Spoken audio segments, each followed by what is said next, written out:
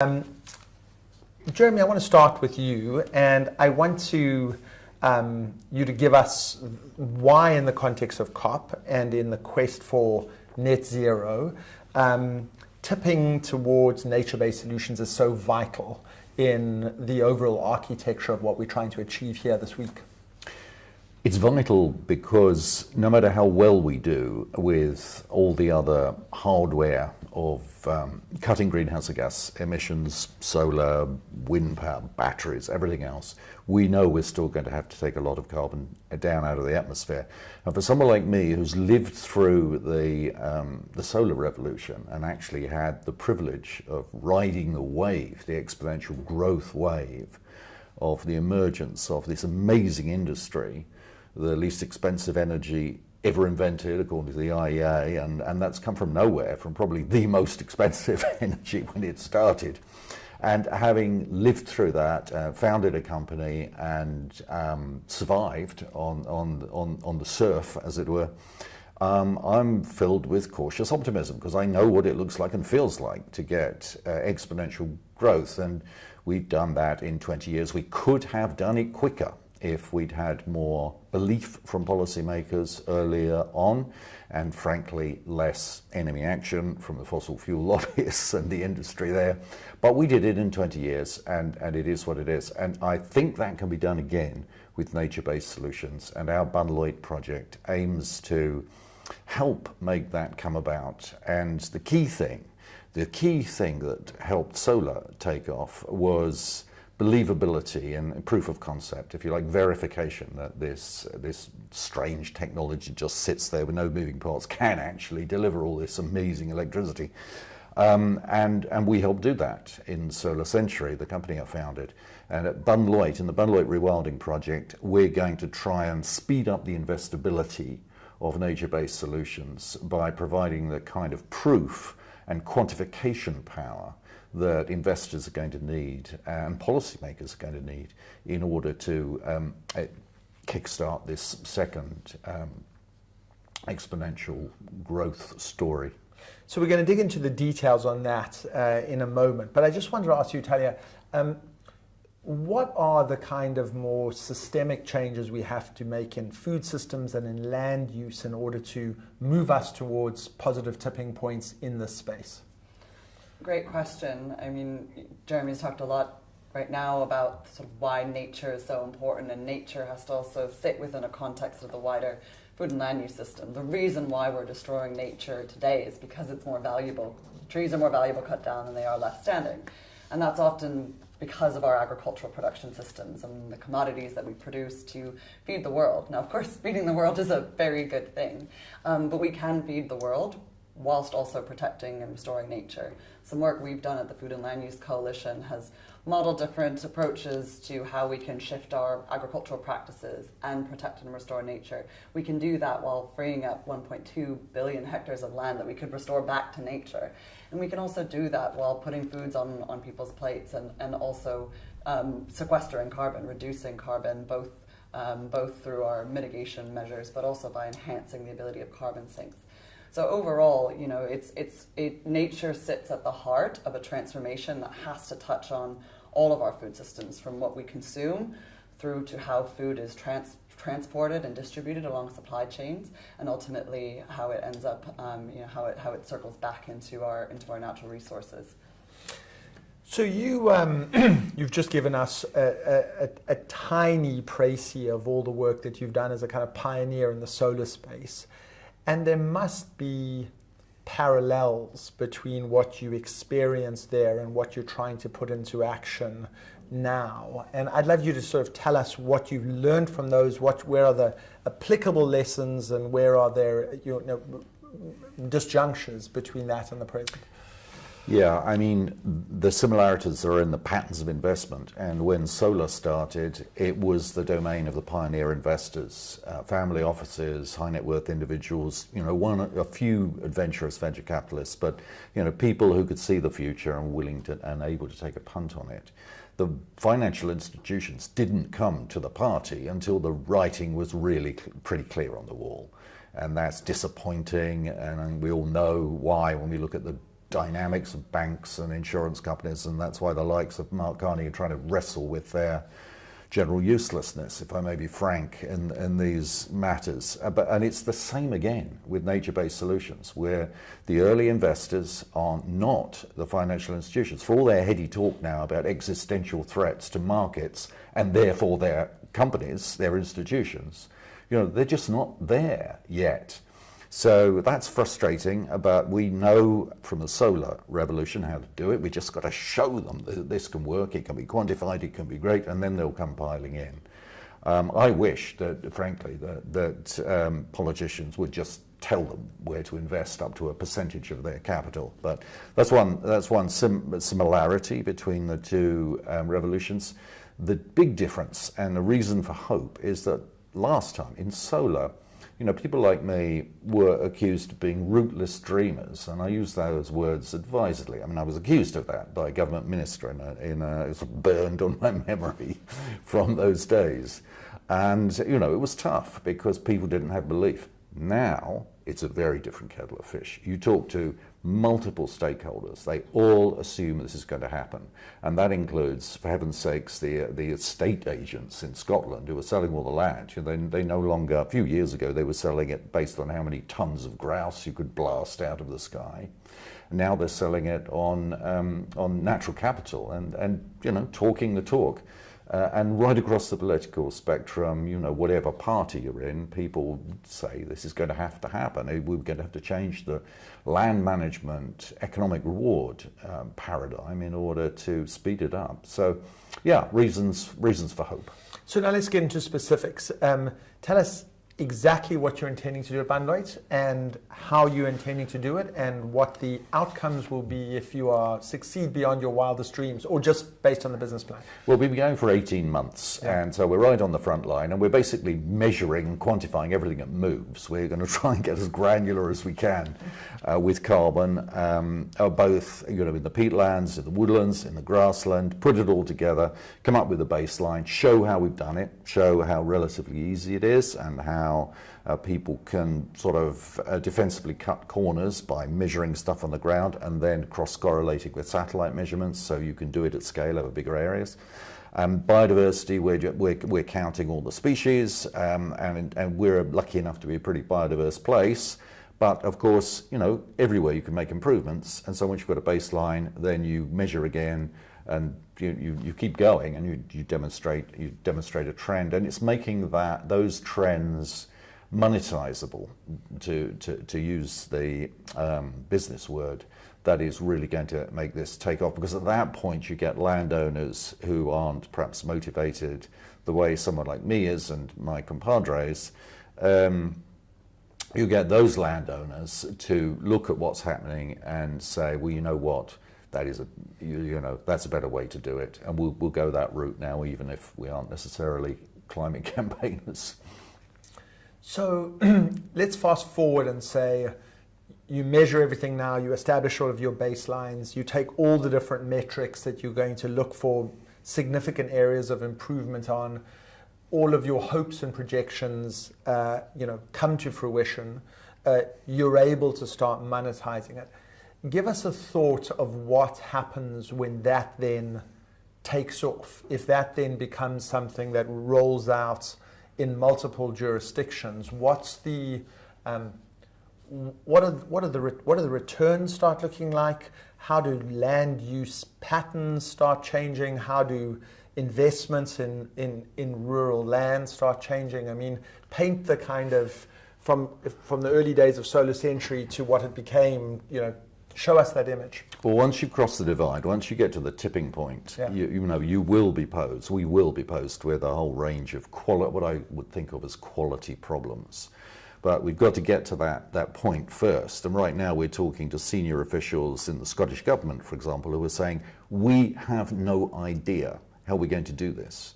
And by the way, we're open to your advice and the advice of people like you. So we've got to get beyond that, and there's a wonderful sort of thought process, collective thought process that could go into fashioning the most sustainable regulatory framework and reward system for this sort of thing. I mean, the basics are obvious. They're going to have to say to the hill farmers, sorry, you're not going to get subsidies for putting sheep and cattle up on the hills any longer. We know that's just wrecking the environment, and you will instead get subsidies and support for whatever the new regime. Storing carbon, growing biodiversity. So then your question becomes, what does the landscape look like? Naturally, it's going to recover. It's a process of nature recovery. Some of us call it rewilding. Others don't like that word. I think it's a great word. It's going to be wilder, and there'll be great corridors of wild nature recovery land. It'd be fabulous. But there will be problems, and one of them will be, to what extent is it going to be corporatized? Are we going to have giant corporations buying up vast tracts of places like Scotland in order to sequester carbon, grow biodiversity, and then offshore the profits? I don't think that's going to work. I think you have to work with local communities and get the best of both worlds. So one of the things we're going to do in the Bunloit Rewilding Project is really try and pioneer that frontier where we can bring in local community organizations, companies, everything else, alongside external capital and outside interests who want to and need to benefit from these nature-based solutions. So you've, Talia, spent a lot of time thinking about what are the enabling conditions that can help put wind in Jeremy's sails in a project like this. So what do you, if you were policymaker for a day and you had your druthers and you were able to say, I will do the following A, B, C, D, E measures to make it easier for this to scale and grow and to make other people feel inclined to replicate it, what are the sorts of things you would do? Great question. And we think about those conditions in 5 different ways, and maybe I can kind of go through them quickly and describe how a policymaker might use those 5 conditions to think about the types of policies he or she might be making. The first is economic competitiveness. We need solutions to be price parity, and whether or not that's, for example, a business model that is just as economically viable as an alternative. That price parity or economic competitiveness needs to be there. So step number 1 is removing, as Jeremy said, some of the sort of current perverse subsidies that are incentivizing unsustainable production and making current practices more economically viable than projects like Bunloit, and repurposing those and start paying for public goods, which is hopefully what the UK is going to be doing through its new environmental land management scheme. Details to be determined, but more repurposing of nature-damaging subsidies to start incentivizing public goods. That's sort of step number 1, economic competitiveness. The second is thinking about performance. And performance is also really linked to the question of metrics and how do we measure performance and success in our society and our economies. Right now it's often measured in GDP. If you're a product or a business, it's thinking about sort of the taste of a product or the performance of an electric vehicle, how it performs compared to a sort of a petrol or combustion engine vehicle. That performance indicator also needs to be there. So we need investment in R&D and technologies to make sure that both our metrics but also our performance indicators are also there. The third is accessibility. So we need access to finance and also access to knowledge and tools and human capital and skills. So that's third, and markets, whether or not that's different types of products that are going on a market, or whether or not that's access to financial markets. The fourth is cultural norms and social norms. We need solutions to be normalized in people's consciousness. We see a lot of backlash of policies that are introducing, for example, a meat tax or indeed a carbon tax, even though we've been talking about this for a long time. We need solutions to be normalized in public consciousness so that citizens and consumers are demanding this shift and enabling policymakers to also enact the right policies that will support projects like Bunloit. And the fifth enabling condition is capability. And this kind of comes back to knowledge and education and investments in knowledge of how to implement a project like rewilding, how to adopt different information networks that we can use to get the metrics that we need. And that is really similar to the accessibility point. But those 5 conditions in tandem are what we believe is necessary to enact a system-wide tipping point. But it means that what's also crucial is that those conditions need a whole host of actions by not just policymakers, but a whole host of other actors, as Jeremy was saying. financial institutions need to be there, not at the very end when the risk-reward ratios are in their favor, but when they also can see the direction of travel. And that requires a sense of common vision setting. And I think we maybe take for granted that we have a sense of where we want to go and what our future of our landscape and our economy looks like, but we aren't quite there yet. We need a clear sense of where we are and where we need to get to in order for us to really see that writing on the wall and start working towards those enabling conditions. So let me ask both of you this. Policymakers respond to politics. They are the servants of politics in some senses. And one of the things I've heard time and time again here at COP is that the climate movement and maybe even climate entrepreneurs have not always done a good job in putting into practice some of the stuff around a just transition, making sure that what we do works for ordinary people, gives them a sense that they're co-benefits, that this transition will not occur at their expense in a world of increasing inequality, that their interests are at the heart of this transition, not some nice added sort of extra thing that you put in to buy them off, right? So in this model, especially, which is in some ways about preserving vast tracts of lands in rural areas where there may or may not be people. I suspect there are people there. How do you make sure that they are also beneficiaries of this, and how do you model in participation and benefits for local communities? I mean, step one is get them in the room, start talking about them in abstract. Course, I mean, yeah. I know you know that, and yeah. Everyone knows that, but being here at COP, it is a little bit disheartening. There is very much a who's inside the room and who's outside the room. And we have to just acknowledge that first off. So talk to the communities and engage with them and talk about their vision of the future as much as our vision. It's the same, it has to be the same vision or it will not work. So that for me is sort of step number one. Yeah, no, totally. I mean, I personally don't believe that we will beat climate meltdown and biodiversity collapse without the full fighting engagement of local communities wherever we are in the world. And I'm sitting on the front line in the Highlands of Scotland, where I see it very graphically. The price of land is going through the roof, and it's being driven by two main things, of course, COVID and the flight from the people's desire to get out into the rural setting, which is no bad thing if you're in a place like Scotland, which is underpopulated and has a government that is keen on repopulation. But the other thing that's happening, of course, is that the green incentives that people can see coming are causing speculation. So that's one of the main drivers of the rising price of land. And it can't continue because it's creating fundamental social injustice.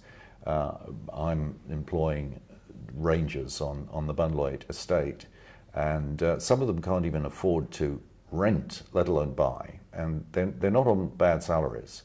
And the reason for this is the soaring price of the land. So I think we have to figure out ways of bringing in local community organizations, local community companies that we can co-venture with, and they can actually co-own the land with the entities that are coming in. And this will not sit well with your typical bank or insurance company who think, we'll just buy a few thousand hectares of Scotland and offset our carbon and get someone to manage it for us and that'll be fine. No, it won't. It's not going to work. And the people of the Highlands won't accept it. And ultimately the politicians will kick back. And I think you'll set back the process of solving that. Whereas if you're all working together in some sort of collection of models where you're marrying the best of both worlds, and we hope to play a pioneering role in this in the Bunloit Rewilding Project and the scaling mechanism we have, which we call, with breathtaking originality, Highlands Rewilding. We hope that we will be able to introduce co-ownership models that will really accelerate things, and that will include the sequestration of carbon and the growth of biodiversity, because if local communities get involved in doing that and they see their pensions linked in with it, their livelihoods, the land they own, co-own, then I think that'll work better than a corporatized approach to nature-based solutions. And a quick follow-up on that, is there a way of designing rewilding projects that are consciously, intensively job creating in ways that are not place some of the kind of leave nature to itself at risk, and is there a tension there? Yes, you've got to put people, your rewilding has to have people central to the landscape as you go. And we're living this in the second estate that we're particularly, that we're operating, Beldorney, where the so-called Forest of Hope, the legacy forest for COP26 is going to be planted beginning next year and regenerated, a mixture of both.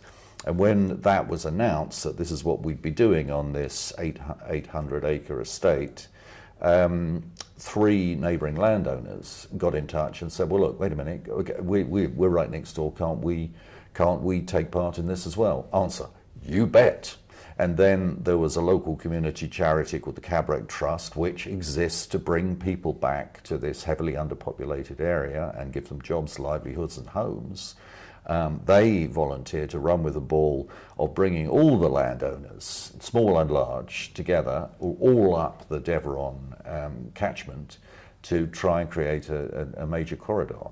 So you've got 2 things there. You've got fundamental active involvement of a local community and leadership by a local community, and you've got the kind of scale, potentially, if we can make it all hang together, that will really begin to shift the dial on carbon and biodiversity gain. It is those multiple and interconnected co-benefits, I think, is just what's incredibly exciting about what you're doing. So I'm going to conclude with this. We're getting to the end of COP. You have a specific project. You thought deeply about the kind of policy stuff that needs to be done to enable this. What has emerged from COP that is going to be helpful to this? And where has COP perhaps underperformed, but there are areas that can be improved on? I'll start.